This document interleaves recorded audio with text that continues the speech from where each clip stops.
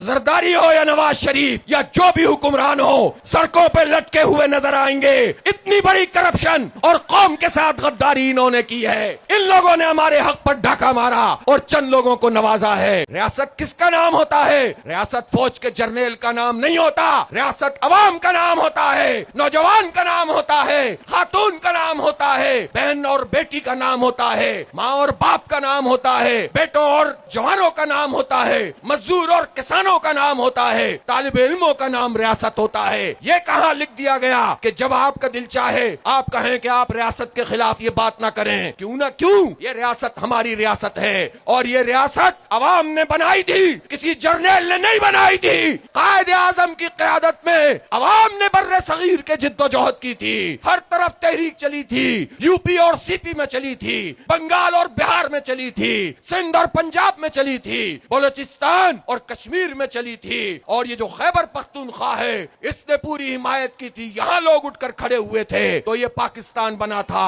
خون بہا تھا تو پاکستان بنا تھا، ماؤں بہنوں کی عزتیں پامال ہوئی، انہوں نے پھر بھی صبر و استقامت سے ظلم کا مقابلہ کیا تو پاکستان بنا تھا۔ یہ عوام کی ریاست ہے، اس پر حق حکمرانی عوام کا ہے۔ اس لیے یہ کیسے ہو سکتا ہے کہ جیتے کوئی مسلط کسی اور کو کر دیا جائے؟ فارم 45 پر کوئی جیتے اور فارم 47 پر آپ کا لاڈلا کوئی مسلط کر دیا جائے۔ کراچی کے عوام جماعت اسلامی کا میئر لائیں اور آپ کرپٹ مافیا کو قبضہ کر کے میئر مسلط کر دیں۔ یہ جو گند جس نے پھیلائی ہے وہی اس گند کو صاف کرے۔ اعتراف جرم سے کچھ نہیں ہوگا، حالات کو درست کرنا ہوگا، عوام کو حق حکمرانی دینا ہوگا۔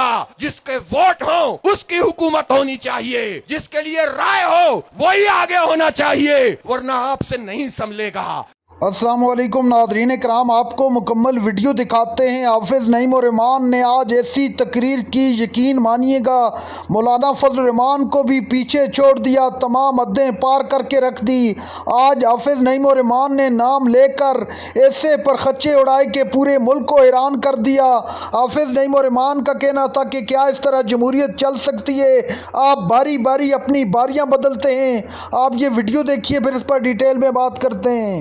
یہ کیا تھا کہ اس نے جو مقبوضہ کشمیر کا اسٹیٹس تھا وہ اسٹیٹس ختم کر کے 370 اور 35A کو تبدیل کیا تھا۔ پوری دنیا میں احتجاج ہوا تھا، جہاں جہاں کشمیری رہتے تھے اٹھ کر کھڑے ہو گئے تھے۔ ہم نے کہا تھا کہ یہ ظلم ہوا، ہم جانتے ہیں کہ اس وقت کی بھی جو رجیم موجود تھی وہ بھی اس کی ذمہ دار ہے کہ جب 5 اگست کو یہ سب کچھ ہو رہا تھا تو یہ قوم کو سلانے کی بات کر رہے تھے۔ 78 سال سے بھارت بیک فٹ پہ تھا۔ مقبوضہ کشمیر میں اس نے ہمارے لاکھوں انسانوں کو، بچوں کو، بچیوں کو کیا ہے، عزتوں کو پامال کیا ہے، تعذیب گاہوں میں انہوں نے نوجوانوں سے ان کو بھر دیا ہے۔ ہم یہ مقدمہ، ہیومن رائٹس کا مقدمہ پوری دنیا میں لے کر جاتے تھے، لیکن پچھلے 1-2 سال میں آزاد جموں و کشمیر کی جو صورتحال ہو گئی، یہ جو ہائیبرڈ نظام کے ذریعے سے یہ صورتحال ہوئی ہے، اس نے ہمارے سر شرم سے جھکا دیے ہیں۔ یہ کہہ کر جان نہیں چھڑائی جا سکتی کہ بھارت اس میں ملوث ہے۔ اگر آپ کی بات کو کوئی مان بھی لے تو بھارت کو ملوث کرنے کا سبب کون بنا ہے؟ کون ان پارٹیوں کو اٹھاتا ہے؟ کون گراتا ہے؟ کون ایک ایک ٹینیور میں 4-4 5-5 وزیر اعظم آزاد کشمیر کے بدلتا ہے؟ کون ایسی حکومت بناتا ہے جس میں کوئی اپوزیشن ہی نہیں ہوتی؟ اور پھر کون ہے جو معاہدے کرتا ہے اور سیاستدانوں سے سائن دلواتا ہے؟ تو جب آپ یہ سب کچھ سنبھالتے ہیں، جب آپ یہ سب کچھ کرتے ہیں، تو پھر جتنی خرابی ہوتی ہے اس کی ذمہ داری بھی تو آپ قبول کیجئے۔ آزاد کشمیر میں عوام میں غم و غصہ موجود ہے، لیکن اس کا کیا علاج تھا؟ ان کے زخموں پر پھایا رکھا جاتا۔ جن لوگوں نے ثالثی کی پیشکش کی تھی اس کو قبول کیا جاتا۔ میں نے تمام اپوزیشن جماعتوں سے رابطہ کیا، سب اس کے لیے تیار تھے کہ ہم کوئی ثالثی کا رول ادا کریں، لیکن حکومت کی طرف سے ہمیں کوئی جواب نہیں ملا۔ اب بھی وقت ہے مزید خون بہانے سے بچایا جائے، اب بھی وقت ہے اس کشمیر کو لہو رنگ نہ کیا جائے۔ یہ تو آزادی کا بیس کیمپ ہے، اس کو ہم کیسے لوز کر سکتے ہیں؟ ہمارا حصہ ہے، ہمارے دل کا ٹکڑا ہے، پورا پاکستان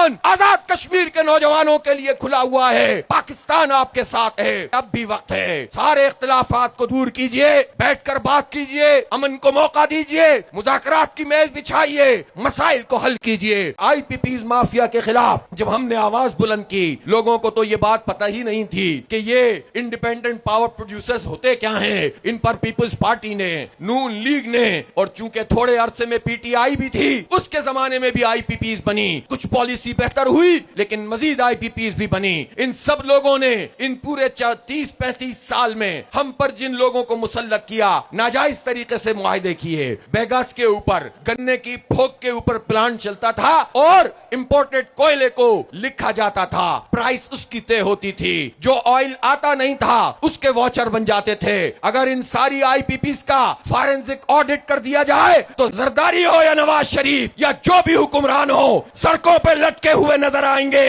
اتنی بڑی کرپشن اور قوم کے ساتھ غداری انہوں نے کی ہے. ان لوگوں نے ہمارے حق پر ڈاکہ مارا اور چند لوگوں کو نوازا ہے. اور پھر جب ہم نے تحریک شروع کی, انہوں نے کہا بات ہی نہیں ہو سکتی, لوگ انٹرنیشنل کورٹ میں چلے جائیں گے. ہم نے کہا یہ بھاڑ میں چلے جائے, ہمیں اپنا حق چاہیے, ہمیں یہ آئی پی پی مافیا نہیں چاہیے. ہمارا دھرنا بڑھتا گیا اور یہ الزامات ہم پر لگاتے گئے. بالآخر یہ مجبور ہوئے. انہوں نے ہم سے معاہدہ کیا اور ہم نے ویسے دھرنا ختم نہیں کیا, اس کے بعد ہڑتال بھی کی, احتجاج بھی کیا, ان سے رابطہ بھی کیا, اور بالآخر بجلی کی قیمتوں میں کچھ کمی بھی واقع ہوئی. آئی پی پی 17-18 سے ری نیگوشیٹ کر لیا گیا. گویا حکومت کا جو نیریٹو تھا, اس کا جو بیانیہ تھا, وہ ختم ہو گیا. گویا آئی پی پی سے بات بھی ہو سکتی ہے اور معاہدے ختم بھی ہو سکتے ہیں, اور یہ قانونی حق حکومت کے پاس ہوتا ہے. اس لیے اس پریشر کو بڑھانے کی ضرورت ہے. یہ ایک ایسی مصیبت انہوں نے ہم پر مسلط کی ہے جس کا پیٹرولیم کی پرائسز سے, اس کی قیمت سے کوئی تعلق نہیں ہے. اور یہ اب تک 8,500 ارب روپے پاکستانیوں کی جیب میں ڈاکہ مار کے لیوی کی مد میں پیسے جمع کر چکے ہیں, اور ساری حکومتوں نے یہ کام کیا ہے. اس شہر کراچی میں تقریباً 48 لاکھ موٹر سائیکلیں موجود ہیں. پورے پاکستان میں 3 کروڑ موٹر سائیکل موجود ہیں. یہ موٹر سائیکل کیا زرداری صاحب اور ان کی اولاد چلاتی ہے, نواز شریف اور ان کی اولاد چلاتی ہے؟ کون چلاتا ہے؟ یہ موٹر سائیکل غریب چلاتے ہیں, مڈل کلاس لوگ چلاتے ہیں. ان سب کی طرف دیکھیں تو ان کی آمدنی اتنی ہے ہی نہیں کہ یہ ٹیکس ادا کریں. جن کی آمدنی ٹیکسیبل نہیں, ان کے اوپر انہوں نے یہ بھاری لیوی مسلط کی ہوئی ہے. اور جو بڑے بڑے لوگ ہیں ان کی تنخواہوں میں اضافہ ہو رہا ہے. یہ پورا ایک طبقہ ہے جو ہم پر مسلط کیا جاتا ہے اور ان کے مفادات کا تحفظ کرتا ہے. اس سے جان چھڑانی ہوگی. میں آپ سب کو یہ ٹاسک دیتا ہوں کہ آج سے آپ نے اپنے اس سوشل میڈیا اکاؤنٹ کو ایکٹیویٹ کرنا ہے عوام کے حق کے لیے, جد و جہد کو تیز تر کرنے کے لیے. لیکن صرف سوشل میڈیا سے آواز اٹھائیں گے تو مسئلہ حل نہیں ہوگا. اسی طرح سڑکوں پہ بھی موجود رہیں گے. کل سے پورے پاکستان میں یوتھ کی ریلیاں بڑھنا شروع ہو جائیں گی. اور ناظرین کرام, آپ نے ویڈیو دیکھی. حافظ نعیم الرحمان کا طوفانی خطاب تمام لوگوں کو واضح الفاظ میں بتا دیا کہ اس طرح ملک آگے نہیں بڑھ سکتا. یہ ملک کسی جرنیل نے نہیں بلکہ قائد اعظم کی قیادت میں عوام نے آزاد کروایا تھا. اس پر پہلا حق عوام کا ہے. عوام فیصلہ کرے گی کہ حکومت میں کون بیٹھے گا. تم لوگ نہیں.